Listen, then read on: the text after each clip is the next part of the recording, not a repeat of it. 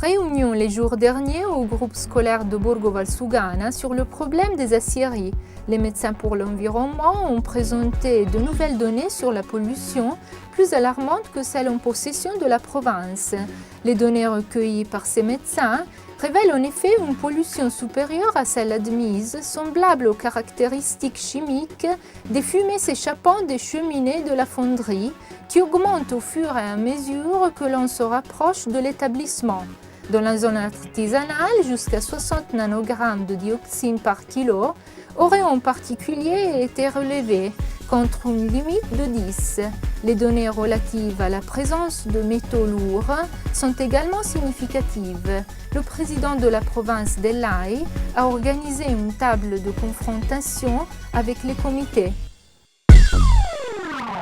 Les 2/3 des adultes dans le Trentin consomment habituellement de l'alcool. Sur 65% de buveurs, 30% sont à risque, c'est-à-dire qu'ils consomment plus de 2 verres de vin par jour, boivent en dehors des repas ou boivent 6 verres et plus en une seule fois. C'est ce que révèlent les données 2009 du système de surveillance PASI qui approfondit le problème des accidents de la route avec une enquête sur la population entre 18 et 69 ans.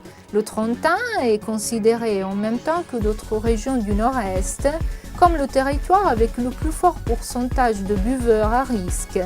Le niveau d'instruction et les revenus ne semblent pas avoir de rapport avec ce type de consommation d'alcool. Les Trentins ne sont pas favorables à l'hypothèse du casque obligatoire pour les cyclistes, bien qu'ils adorent le vélo. Le projet de loi en ce sens est déjà arrivé au Sénat et pourrait être approuvé avant l'été, avec risque d'amende et de sanctions à l'encontre des transgresseurs. Cette perspective ne plaît pas du tout aux Trentins, pourtant habitués à respecter les normes.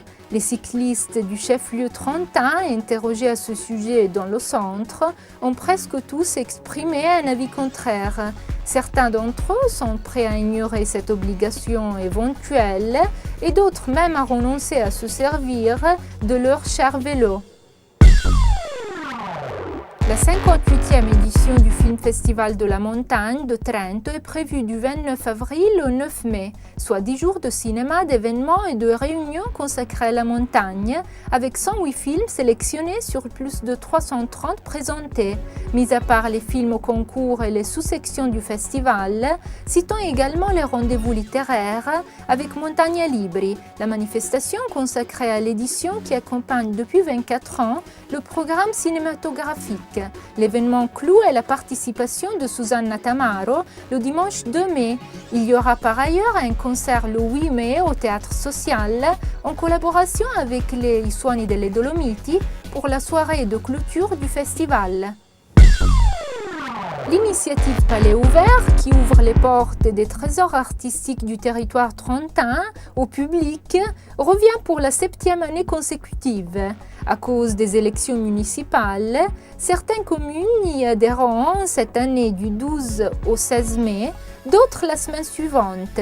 Cette initiative a pour but d'inciter les Trentins, les touristes et les curieux à visiter les palais, les parcs et les lieux d'une grande valeur historique artistique, mais privés et donc généralement inaccessibles. La nouvelle web TV que la mairie de Trento a mise en place sur son portail internet propose une avant-première des trésors qui s'ouvriront au public. Cette fenêtre virtuelle permet de donner un coup d'œil à des événements comme les Feste Vigiliane, le Festival de l'économie, les marchés de Noël et le Film Festival de la montagne.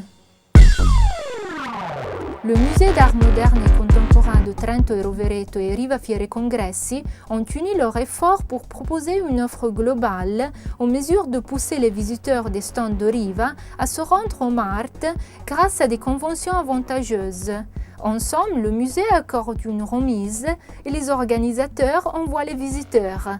L'accord a été conclu suite aux exigences des congressistes qui ont manifesté leur intérêt pour les excellences artistiques et œnogastronomiques du territoire. L'entente a été présentée dans les locaux que le Mart mettra aussi à disposition pour les dîners de gala, les réunions et les congrès. Il ne reste plus qu'à espérer que les remises sur les billets individuels et les visites guidées pour les groupes attirent des milliers de nouveaux visiteurs dans les salles du Musée d'art contemporain.